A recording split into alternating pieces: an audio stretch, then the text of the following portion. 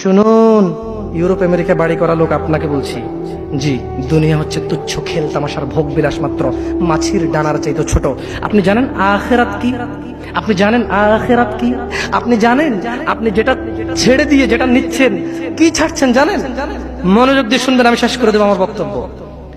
জান্নাতে প্রবেশকারী কে বলেন তো? আমার সাথে সাথে বলতে হবে, কারণ আমি আপনাদেরকে আগেই বলছি আমি কিসসা কাহিনী বলতে আসি নাই। দু চারটা কথা বলবো, যদি শিখতে পারেন ওকে, না শিখতে পারলে এটা আপনার ব্যর্থতা। ভুল হলে আমার গুনাহ হবে, সঠিক হলে আমি নেকি পেয়েই যাবো, আপনি শিখেন আর না শিখেন। বুঝে আসছেন আসলে? জান্নাতে প্রবেশকারী সর্বশেষ ব্যক্তি।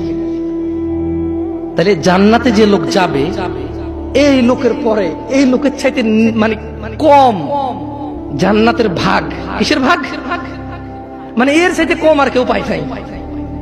জান্নাতের যে সুখ স্বাচ্ছন্দ্য, এর চাইতে কম আর কেউ, মানে 1 থেকে 100, এটা 100 নম্বর।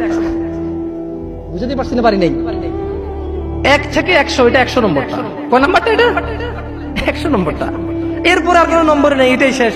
ও তুই শেষ? কি রে, তোর পরে তো আর কেউ নেই, একবারে শেষ? আমি তো চাই 5।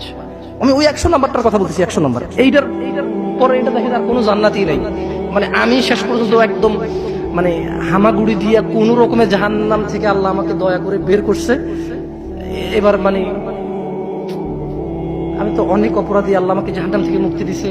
মানে ওই লোকটা, ওইটা হচ্ছে ওই লোকের কথা বলতেছি, যে দেখবে যে আচ্ছা পড়ি, দেখবেন মজা পাবেন ইনশাআল্লাহ।